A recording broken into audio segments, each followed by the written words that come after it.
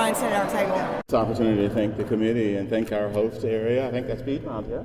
Yes. Yeah, so thank you for your service. Your service is well received, and I hope you feel good about it. I can't resist that. I can't also resist saying hello, and thanks to our board and to our leadership team here in Georgia. It's awesome to be a member of the Georgia region.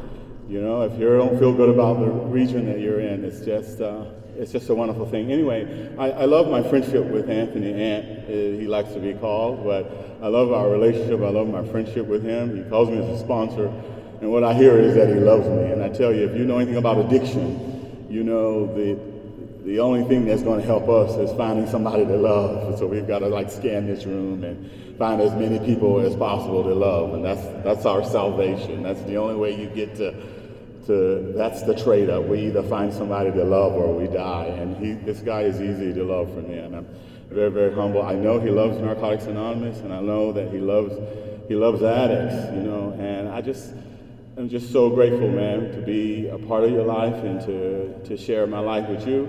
And I just want to think, you know, the quality of a person, you can kind of look at their friends and look at their relationships, and you can kind of get a clue into who they are. And he had friends that came from Nebraska and St. Pete and Texas to share this moment with him. And so I told Anthony that the highlight of the convention was really to meet your friends, Brian, who are just good-looking addicts in the room. So I know that he wants this message. And he wants this miracle for newcomers and for all of us. And so I'm going to get out of the way. This amazing region. I did one other thing I want to say really quick is that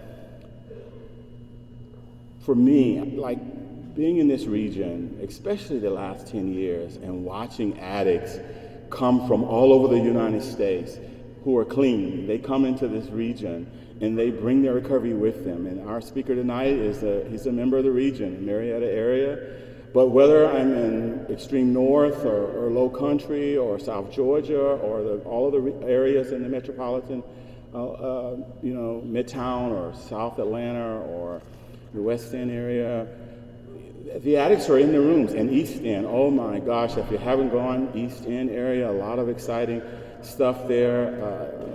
Just the areas are just amazing, and you got so many men and women who came to this area, to this region, and they brought their recovery with them. And I think it's made our fellowship in our region so dynamic, and it's one of the things I love the most. And just to give you an example, if you moved to Georgia within the last 10 years, and you were clean when you moved to Georgia, why don't you just stand up so this point can be illustrated?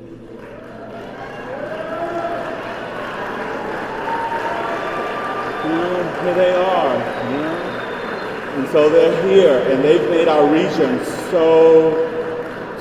they've brought an energy and an experience and strength and hope that I think makes our region so excited. And Anthony, I look forward to your message tonight. I love you very much. And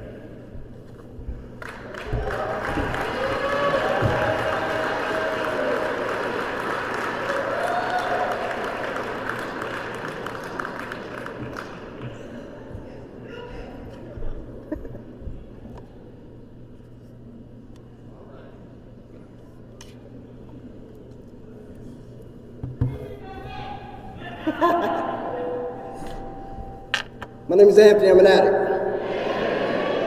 and truly grateful to be here tonight. And I want to first thank the committee. I want to thank Megan for giving me the call. I want to thank Robert and Asa for trying to accommodate me. This whole weekend I was trying my best not to act like a diva or nothing, but I was asking them to do certain things, and they accommodated me, and I appreciate that. And the gentleman who was willing to switch tables with my family and friends at the end, thank you as well.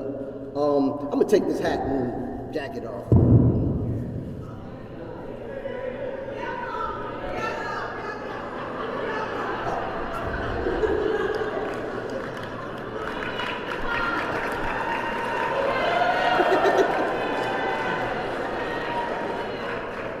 So to the newcomer, I want to say welcome. Narcotics Anonymous is the best thing that ever happened to me in my life. You know, and you know, I've heard people say this week too about you know, don't leave 5 minutes before the miracle happens. If you're in this room, the miracle's happening right now. You know what I mean? It is.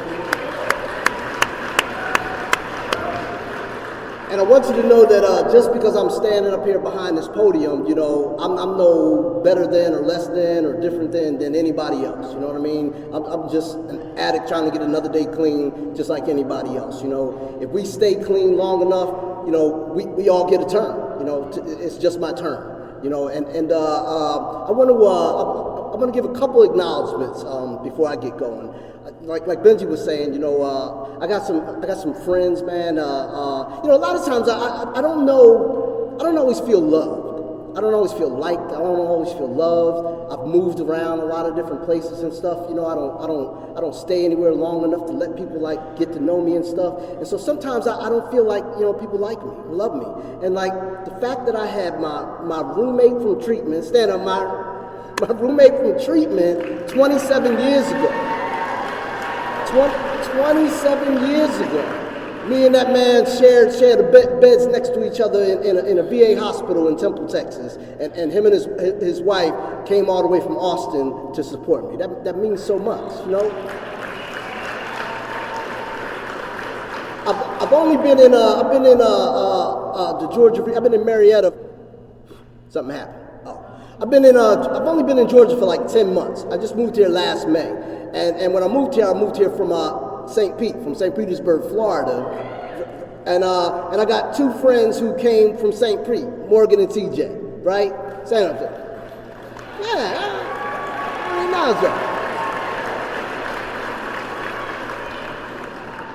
And last but not least, one of my friends, man, that I've known since I was 12 years old. I mean, growing up in Philadelphia, growing up in New Jersey, junior high, high school, he was somebody that I ran with. He's probably the only person in this room that knows, you know, anything about how I really lived in active addiction. Him and his girl flew all the way in from Nebraska, and they got stuck at the airport in Chicago because of the snow. They rented a car and drove and got here this morning. Stand up, Phil. Real.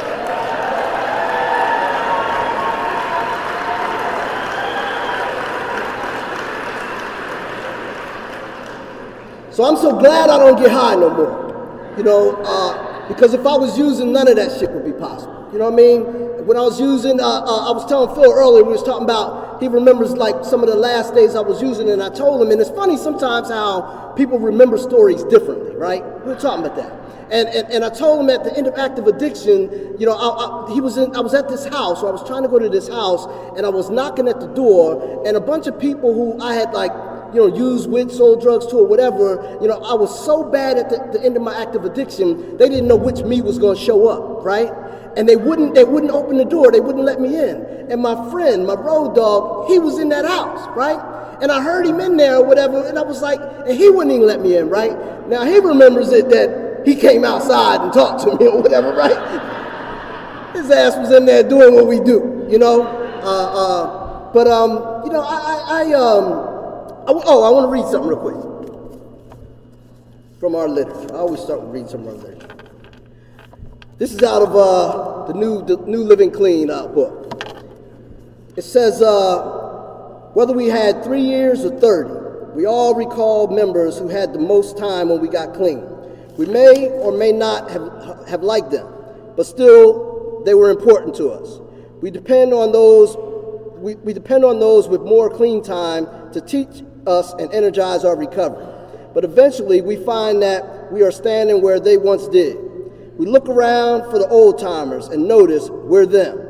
We are grateful for those who are still with us, but we must always be open to learning from those who come after us, or we will get very lonely. Anonymity means that we are all equals in NA. No matter how much clean time we have, remembering that can be hard sometimes, and we may need to remind one another that it's true. We can get caught up in expectations of where we should be or what we should know with our clean time. Honestly, humility, and healthy sense of humor can help navigate us through these challenges. We learn to help members answer their own questions, and not to feed images of ourselves as authority figures. The fact that people ask for our advice doesn't mean we are qualified to give it.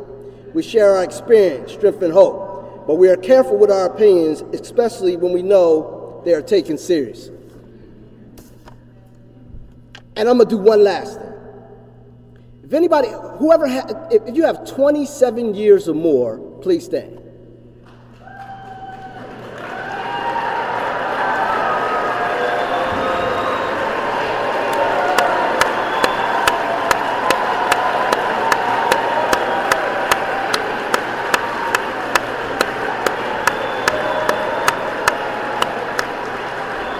I want to thank y'all. I want to thank y'all for being my predecessors.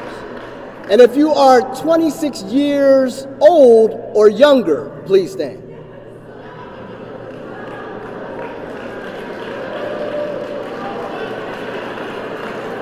No, I didn't mean clean time. I meant in age. I didn't mean clean time. I meant age. And the reason why I did that is recently, so I'm new to Atlanta, right? And one of the things I've noticed in Atlanta that's different than a lot of other places is there's a lot of clean time in the Atlanta area, right?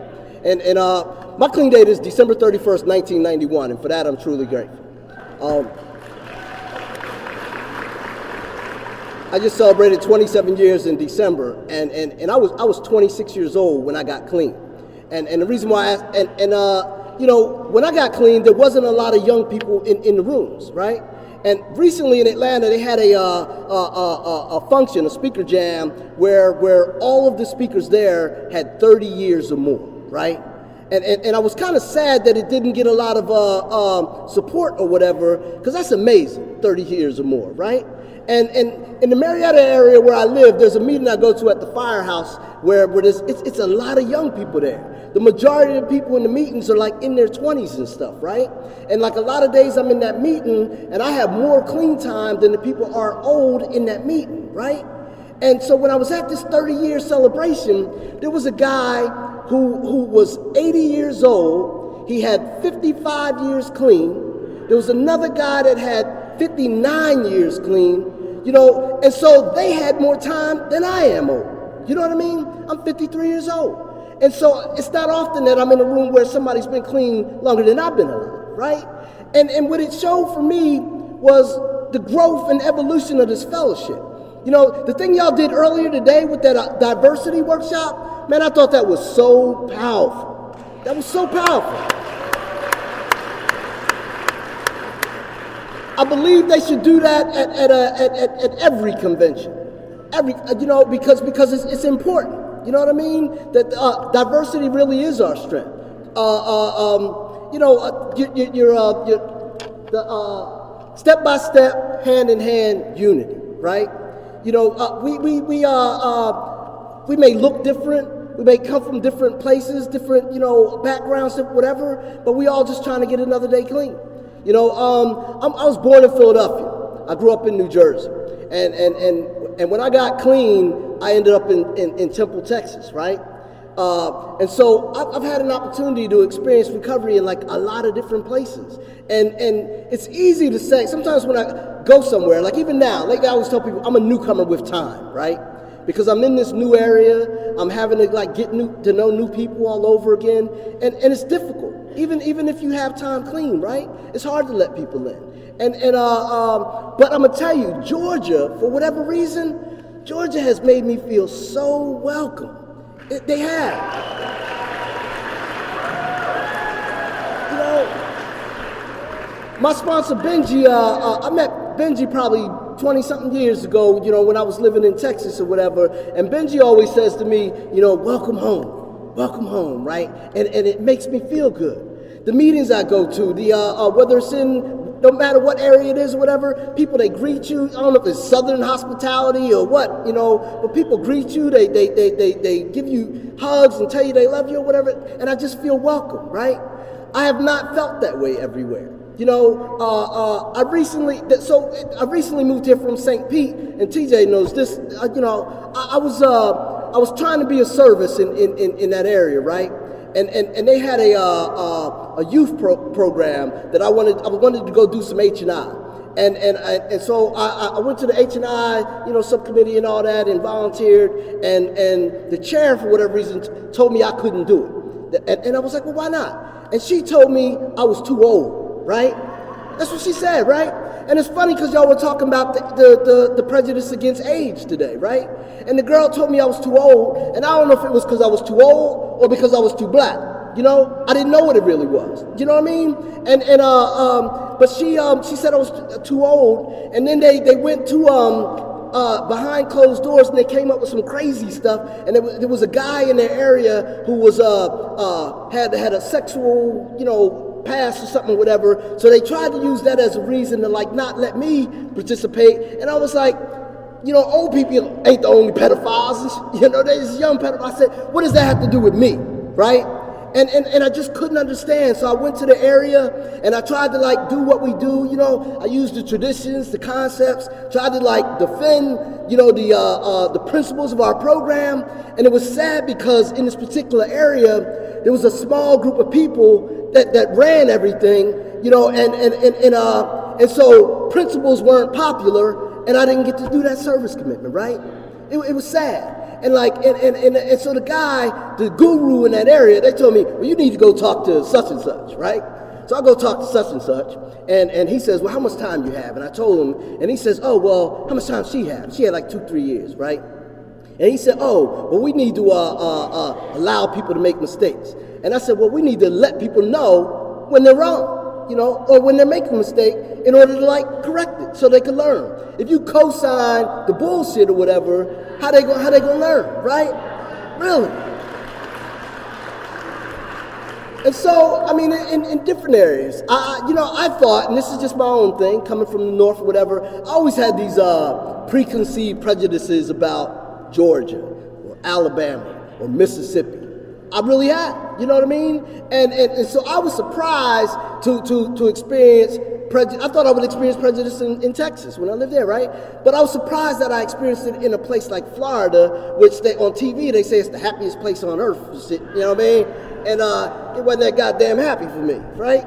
But Georgia, man, I came here for a purpose, right? I have 2 adult sons.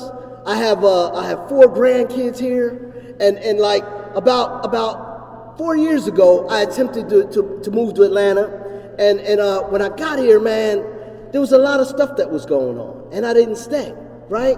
I was here, and I moved here that Christmas weekend, and by the second week of January, I was already gone, because a friend of mine that I know from Jersey, her 12-year-old son got murdered on my clean date by a 14-year-old. You know what I mean? And then my son's grandmother, she had cancer, and I saw her for the last day of her life. She died. And then people were dying, and it did something to my spirit, right? My oldest son was he was using at the time, and I came here. I was unemployed. I didn't have a job. I was staying at his house. He lives at Cascade and Ralph Abernathy. Some of y'all know where that is, right? So he lives in the hood. He had bars on his windows. He had little slits in the door. And people were knocking on the door at 3 o'clock in the morning, doing whatever, trying to sell you refrigerators and shit. And and I was like, what am I doing here? My son, he started smoking crack. He had his wife and kids low crawling in the house. He was paranoid. He was shooting his gun, shooting walls in the house. And I had 20-something years clean. And I'm like, what am I doing here? You know what I mean? And so I called my job, and they were willing to take me back. So I went back. But my heart was here in Atlanta, because my grandkids and stuff was here. My father passed away when I was 13 years old, right? My father was 56 years old when he died, and I'm 53. So I got this thing in my mind about mortality, man.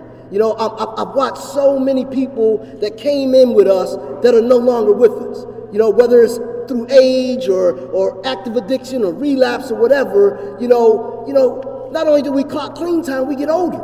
right? And so I'm thinking, where do I want to spend my last days? If I were to get old or sick, who would I want to be around? You know what I mean? And I keep going moving to these places where I don't know nobody and nobody knows me. And I'm like so alone. So I was like, I want to be around family, and I don't have much of it. I have my kids, I got my grandkids, and I got y'all. I got the people in this fellowship, right? And man, so it's a beautiful thing.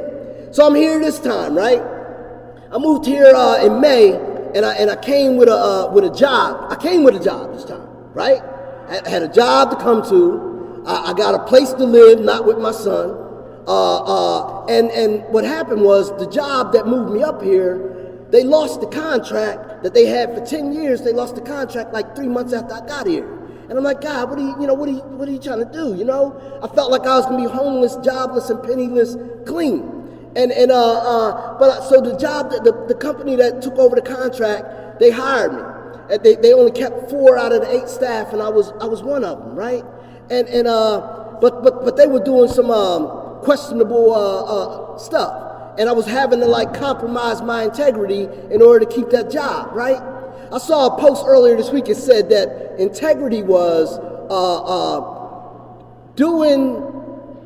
following your principles rather than personal gain, right? So it wasn't about the money.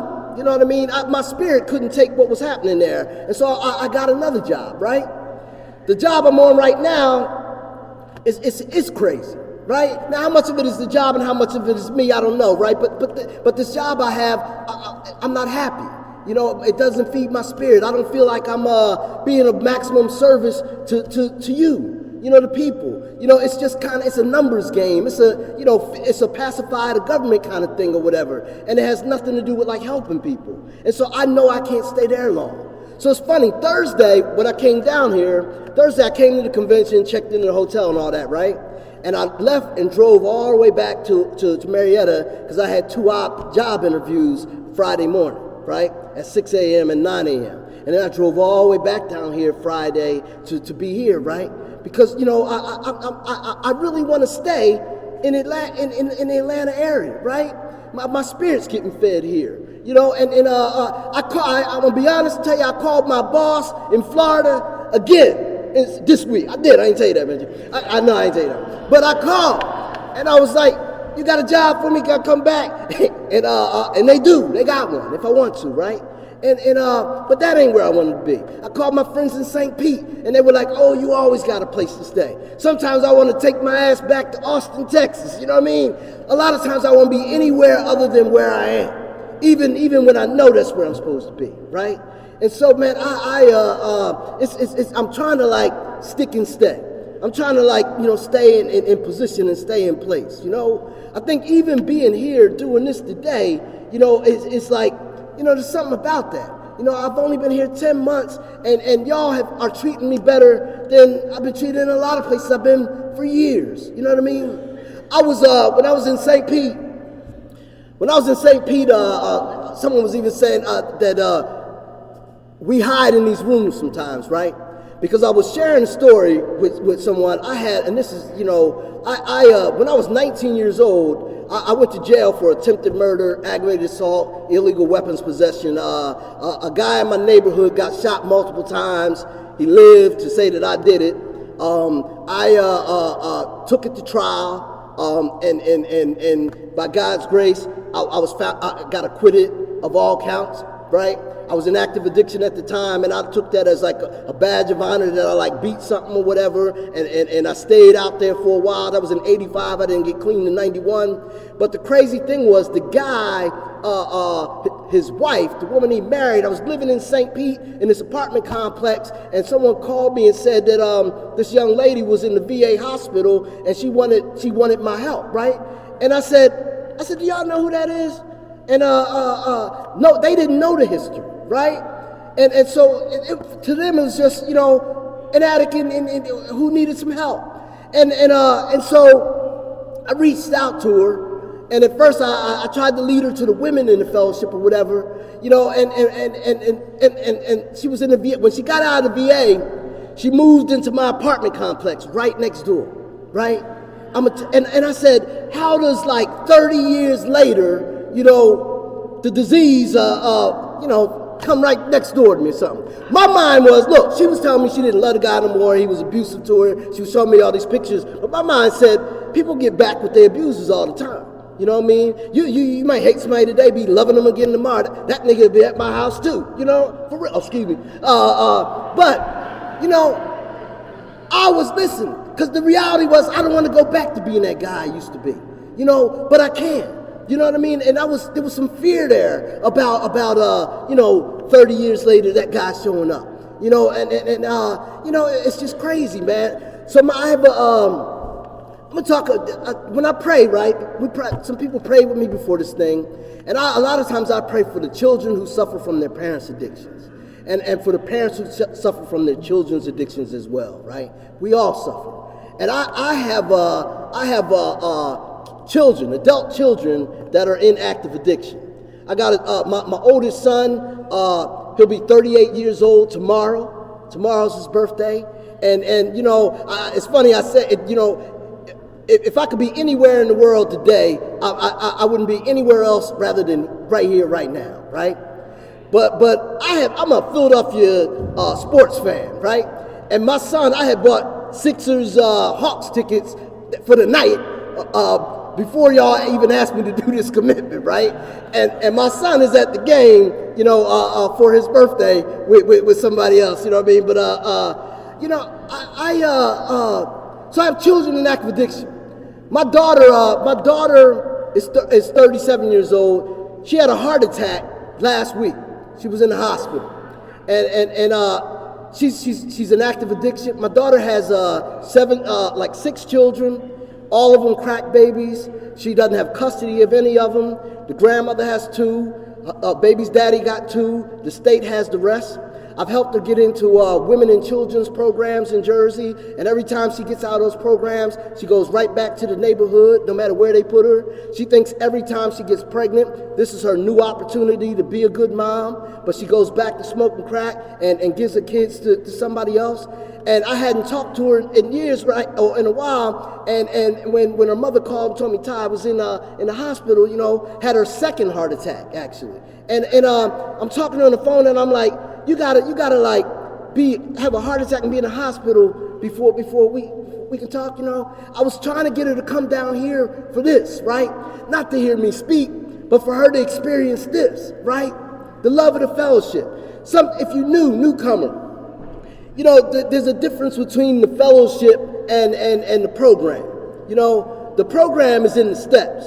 It's in the steps. It's getting the sponsor. It's working the steps. That's where the change comes from. But the fellowship is important too. This stuff here, conventions to me are like a big family reunion. You know what I mean? You get to see people from all over the country or world that you don't usually get to see or whatever, and it's amazing. And I remember being new. And the first convention I went to when I had like 3 years clean was a world convention in Baltimore, right? And when I went to that convention, I left Philly in '91 through the VA hospital, and I was in Texas, right? And I hadn't been back home to Philly or Jersey in the time I've been clean.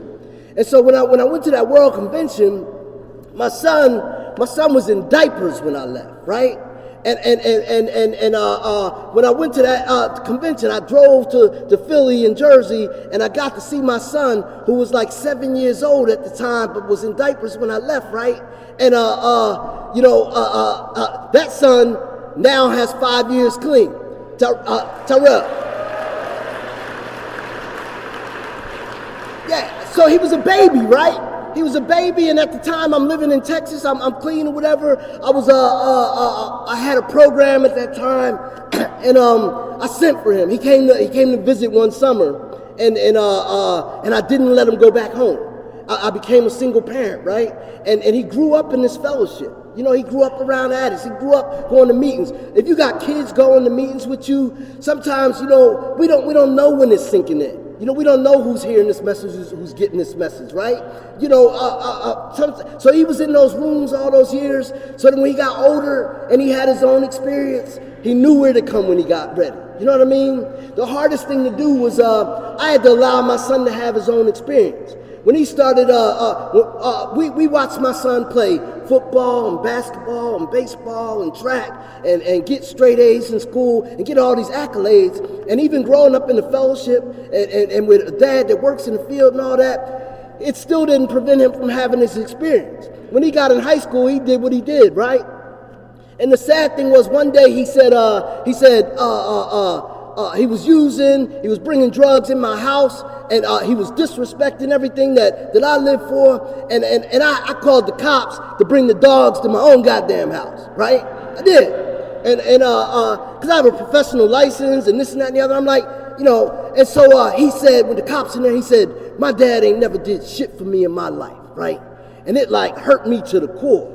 So he said, I want to go live with my mom. His brother lived in Camden, New Jersey at the time. And I don't know if anybody know anything about Camden, New Jersey, but it's a rough stop. So I knew that was not a good place for him, but I sent him to Gladiator Camp. You know what I mean? It was like, he said he wanted to go. I bought him a one-way ticket.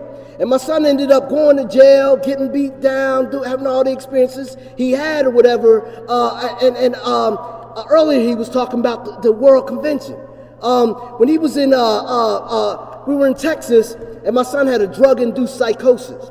And he got beat down by the cops and stuff, right? And the World Convention was in San Antonio in 2004, I think it was. And a guy called me. He was a cab driver, and he says, Aunt, he says, a friend of mine's a nurse at a hospital. She says that there's a guy in there, and she described him, and it looks like your son.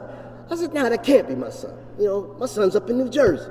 And he said, Aunt, I think it's your son, right?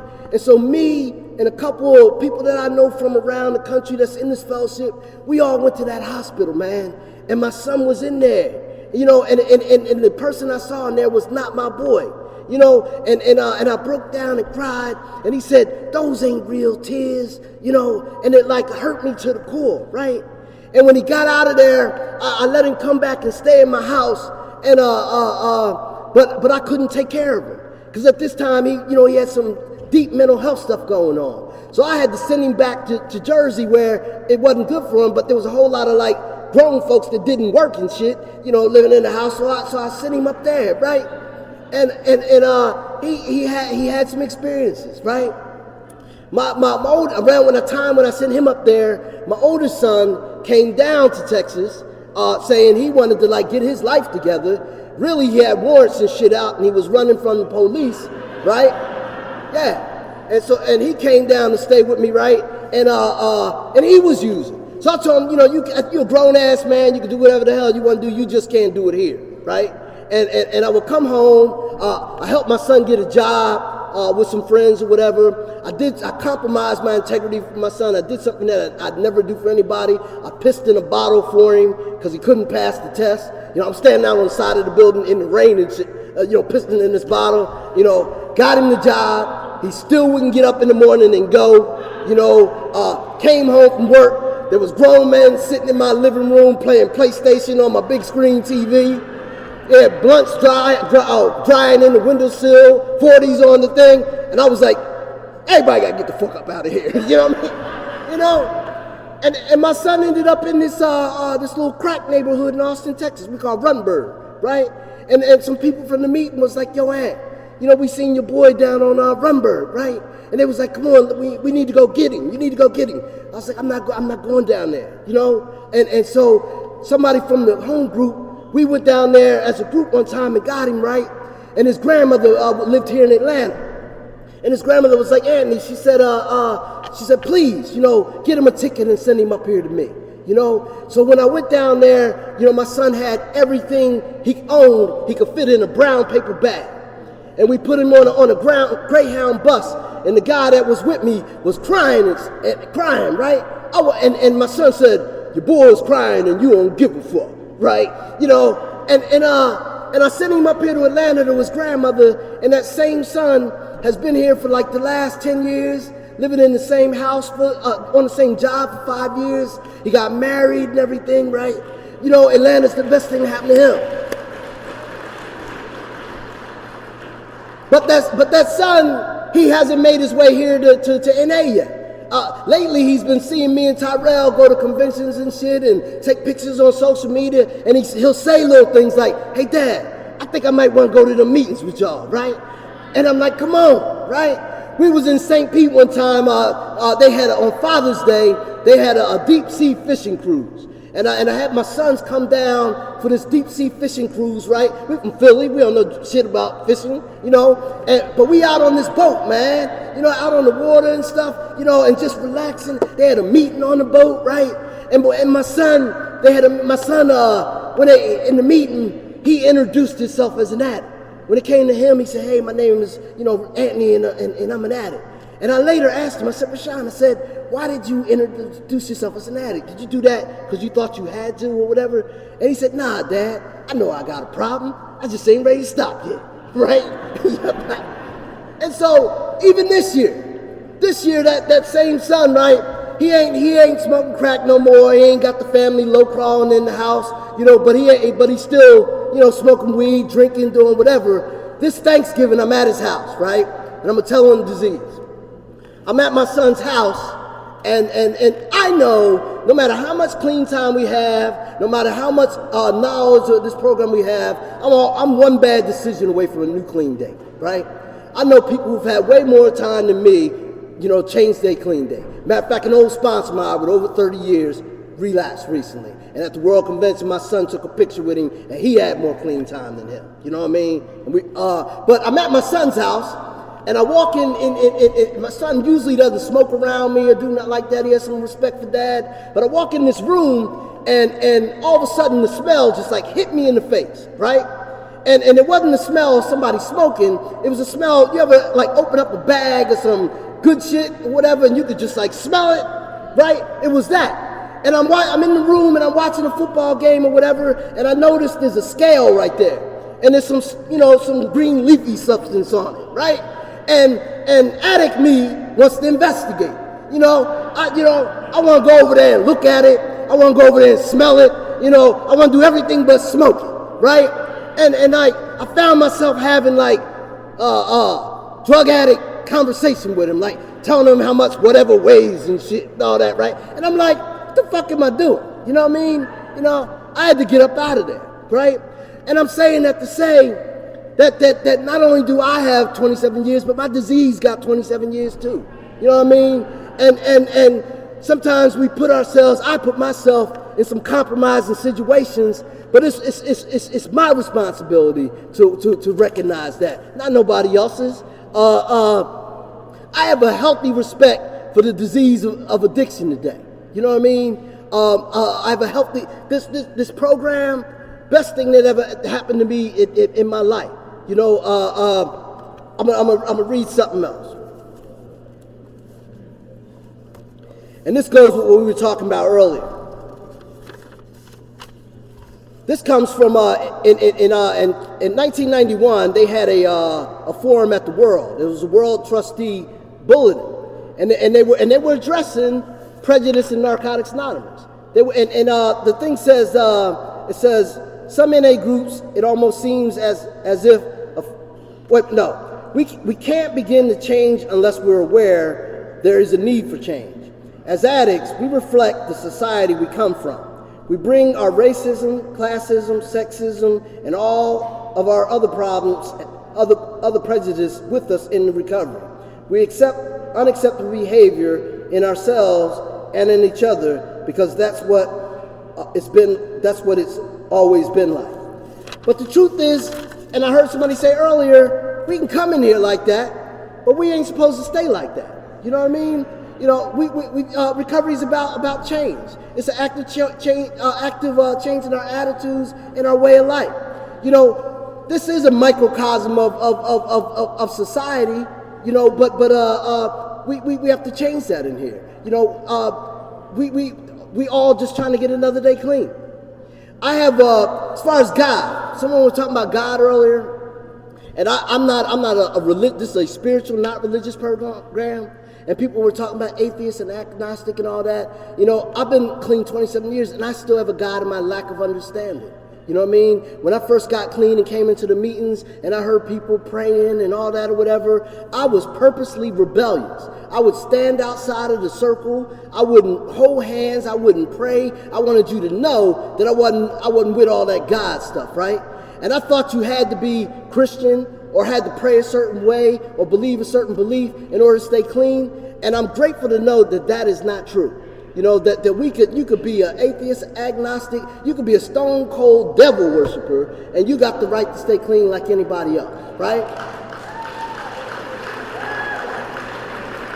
This year in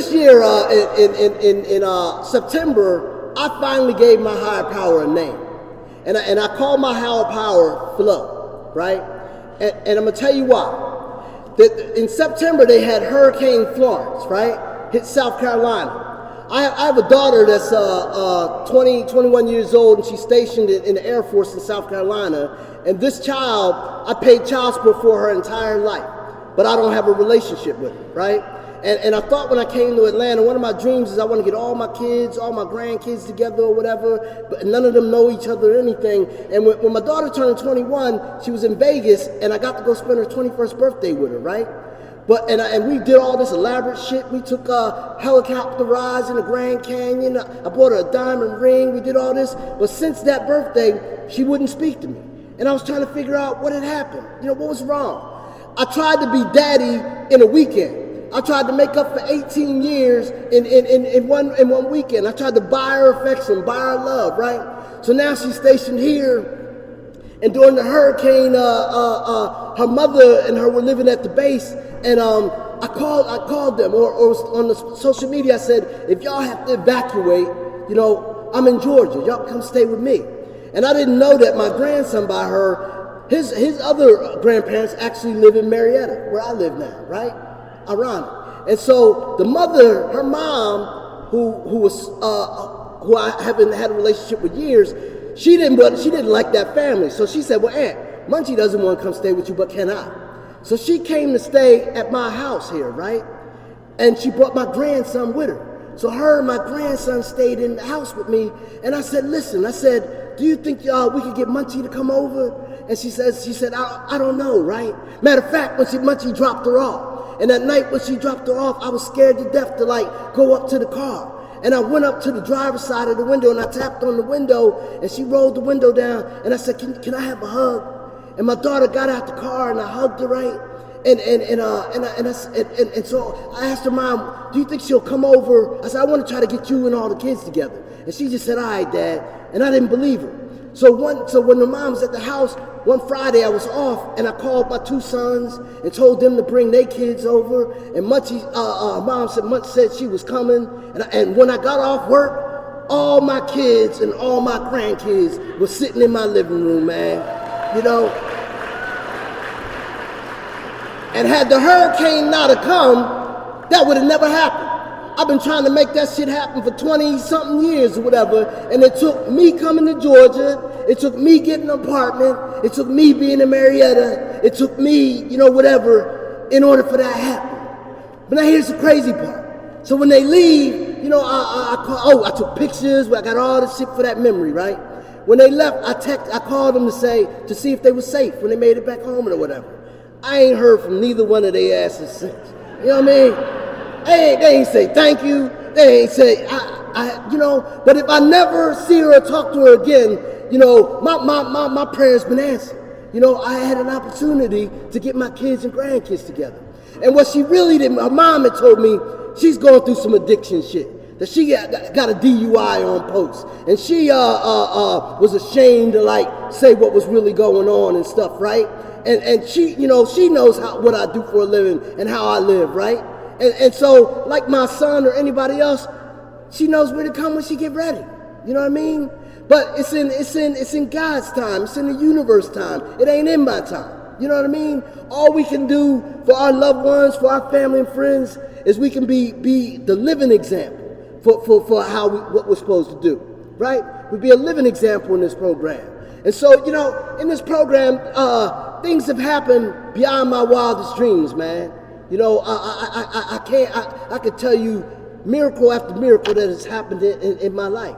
One day maybe I will have a different perspective on God or faith or what have you. But I think of God as good orderly direction. I think of God as a group of dope fiends, a group of drug addicts. You know what I mean? Y'all are my higher power on a lot of days. Y'all are my human angels. You know what I mean? I've had human angels touch my life in for as long as I can remember.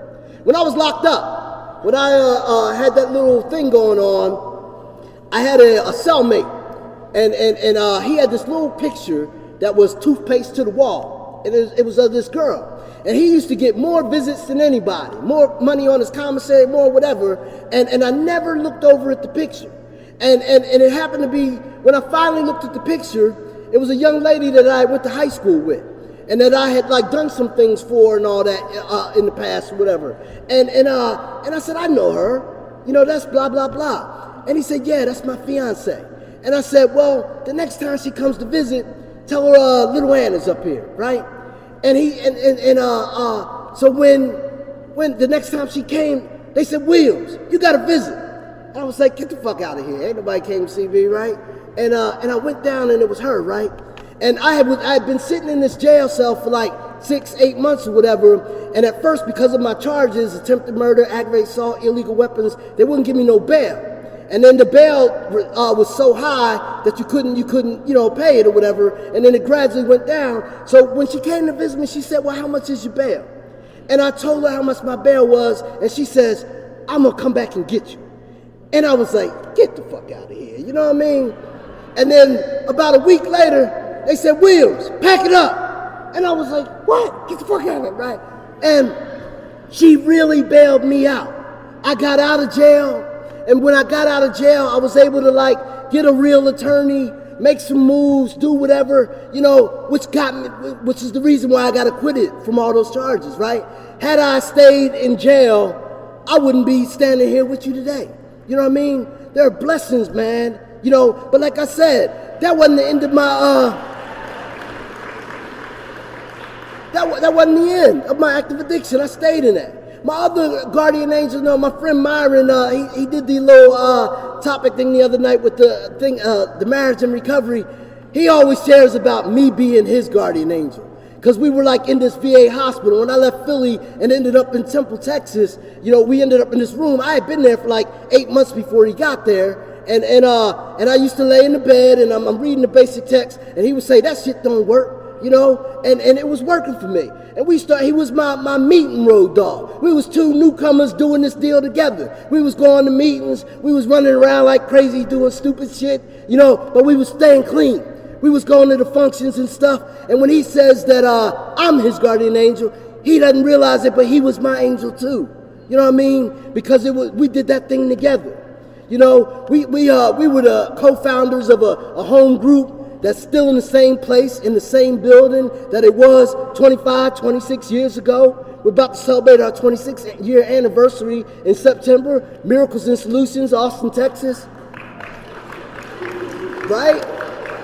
And like Myron was saying, even on this topic about the diversity and unity thing, when we started that meeting, he was being honest. We at that time in Austin, there were no people of color in Narcotics Anonymous. They were in a different 12-step fellowship. And then NA was all Anglo or Hispanic, but people, dark-skinned people wasn't allowed for whatever reason or wasn't welcome. So when we started, our sponsor at the time was a guy named Roland J. And Roland J's in this room too. Him and his girlfriend drove all the way from Dallas to be here today, right? But he was my first sponsor. And he's still...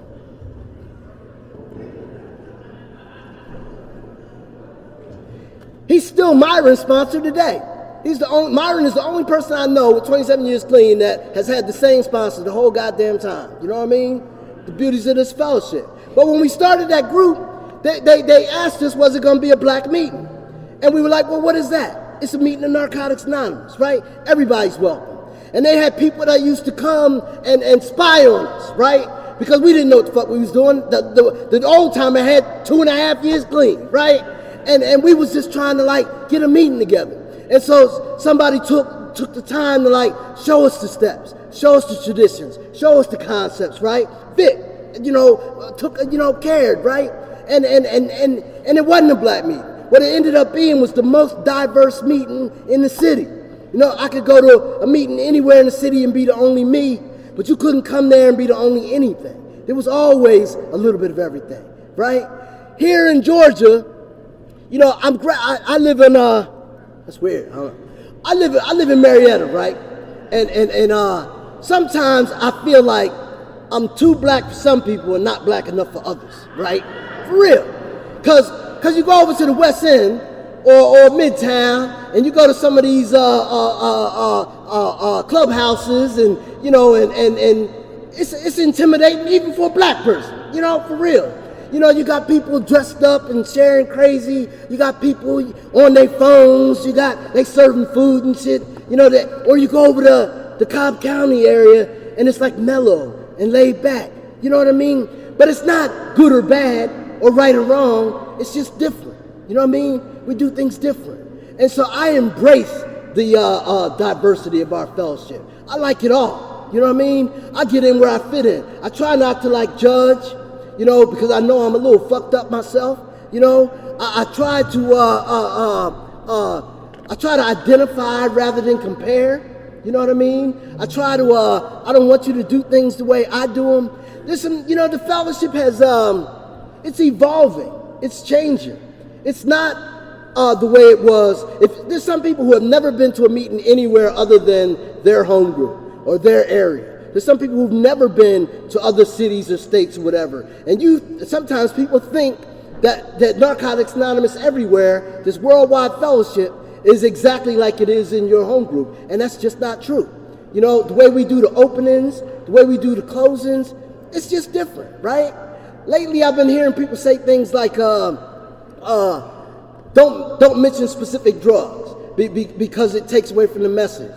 I don't personally agree with that. You know, I think that Narcotics Anonymous started in '53 because NA members at that time were mostly heroin addicts. And they couldn't go to the Liquid Fellowship and talk about what was really going on. Or, you know, and now we can't do that in Narcotics Anonymous. I don't get that. You know, I don't think it takes away from the message. I think what it does is identification. I think when we got like these new young people coming in and all they do is smoke weed, sometimes when they see Narcotics Anonymous, they don't understand. They think that you gotta be, you know, do narcotics. But no, this fellowship is about addiction. It's about compulsive obsessive behavior with life-damaging consequences. We don't care what substance you use. Everybody's welcome. And so sometimes they need to know all I did was smoke weed, or all I did was do whatever, to be welcome. I don't think anybody should ever come in a meeting and do a drug-a-log and all that. And I think it's a cherished person's responsibility to keep the atmosphere of recovery. But that's why we need to have experienced chair people. We can't let just anybody get up there behind the meeting and run the meeting and let it go crazy. You know what I mean? You know, I hear people say things like, we used to tell people to shut the F up, and when we want to know how to use, we're going to call on you. How loving and caring is that? You know what I mean? Even if they did do that back in the day, it wasn't good then. I remember when I got clean in Philly, I was at a meeting at the Hole in the Wall group on Kensington Avenue. And I was fresh out of a treatment center, and there was a lady in there who was itching and scratching and nodding, and she kept raising her hand to share, and the chairperson did that. He said, shut the F up. When we want to know how to use, we'll call on you. And that woman went home and committed suicide that night, right? And I'll never forget that. I had 30 days. I'm fresh out of a treatment center, right? And so we got to be careful what we say to people, right? Sometimes we get time and we forget that we were new, or we get like some knowledge in this fellowship, or we get a service position and all of a sudden we high and mighty. The newcomer's the most important person, right? This is a program of it's a program of inclusion, not exclusion. You know, I was at a meeting in Texas one time, and there was only one NA meeting in that town. And there was a guy in this meeting who thought it was his meeting and shit, and he was trying to like, so there was a guy came in there to get his paper signed from the courts or whatever, and he wanted the guy to identify himself as an addict. But our literature says that we have room for every manifestation of the recovering addict, even the potential addict, right? This guy didn't know whether he was an addict or not. He got caught up, had some drug charges. They made him come here and get his paper signed so he wouldn't say that he was an addict because he was trying to figure out. And this guy like dogged him out or whatever. And I had to pull him aside and tell him, that ain't what this shit is about. You know, we want people to come. We want people to keep coming back. We don't want to run people off, right? And so, you know, I don't know, man. I love Narcotics Anonymous. I love the things that's going on in my life. I love where Narcotics Anonymous is taking me and bringing me. You know, I realize that I'm not always going to have the answers to all the questions. You know, lately, this past week, I've had some people die, right? I was driving up here, and somebody had put on my sponsee in St. Pete called me and told me one of our home group members had OD'd and died, right? And I was the treasurer of the home group, and this person was the treasurer after I left, but he went out, right? And before I left, I would call him all the time to check on him while he was still out there, and he would say, I ain't ready to come back yet, right? And the last post he put on social media he said, I'm not doing that good, but it ain't as bad as it was. Well, obviously, it's worse. He's no longer with us, right? And so, if you go out and relapse, ain't no guarantee you're gonna make it back. Sometime, you know, that one time is gonna be it, you know. And so, you know, if you get here, stay here. You know, this ain't a keep coming back. This is a stay. I'm gonna read one more thing, and I'm gonna shut it down because I'm done.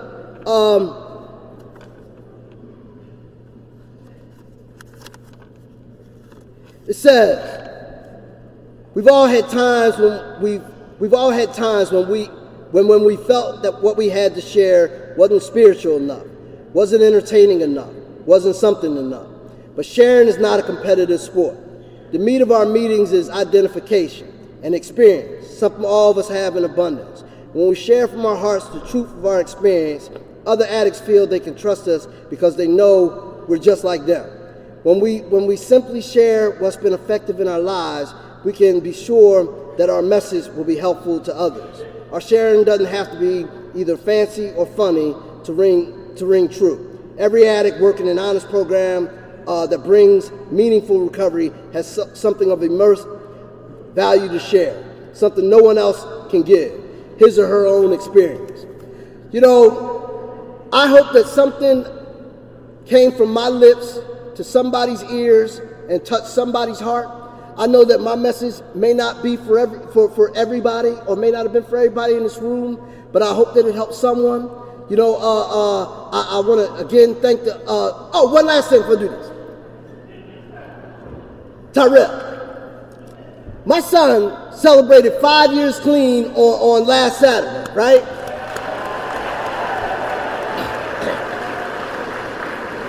And I have never seen my son celebrate any of his celebrations.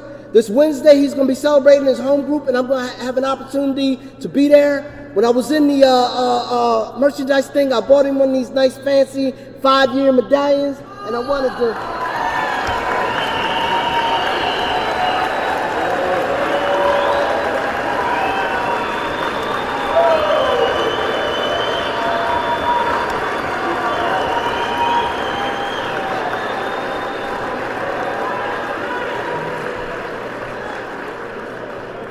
So that's the magic of this fellowship. That's the hope, y'all, that people get here, you know what I mean, in their time. You know, people get clean and stay clean. My son is an extremely active member of the fellowship. I tell you what's funny, you know, in the time I've been living here, I don't tell people that I'm Tyrell's dad, right? Benji fucks with me because he always says, he's just trying to have his own identity, right? And you know, my son grew up with us in the means, right? And I come here, and everywhere we go, instead of being Ant or Anthony, I'm Tyrell's dad, right? And I'm proud as hell to be his dad. I'm proud to see what he's doing, and you know, it's just a beautiful thing, man. And so I'm grateful to be in the Georgia region. I love what y'all have going on here. You know, I'm grateful that the committee is making the attempt to be a part of the solution and not the problem. You know, you hear all the shit about you know, how it used to be and all that or whatever. That ain't got nothing to do with us. We ain't do all that fucked up shit. This is what it is now, right? And from this day forward, I mean, that's what we're trying to, like, you know, there is no us and them. This is just us. You know what I mean? And so I just want to thank all y'all for allowing me to be a servant.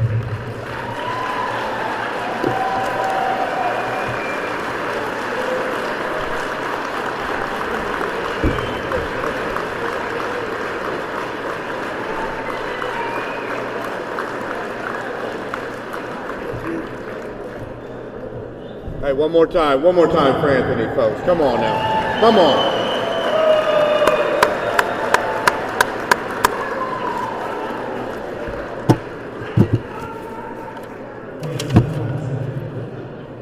Where'd that come from? Telephones over here. I'm gonna hold and take them out. Just a second.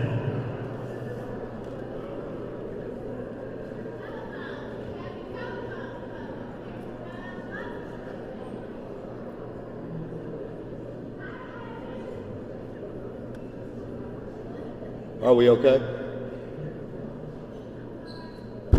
Okay.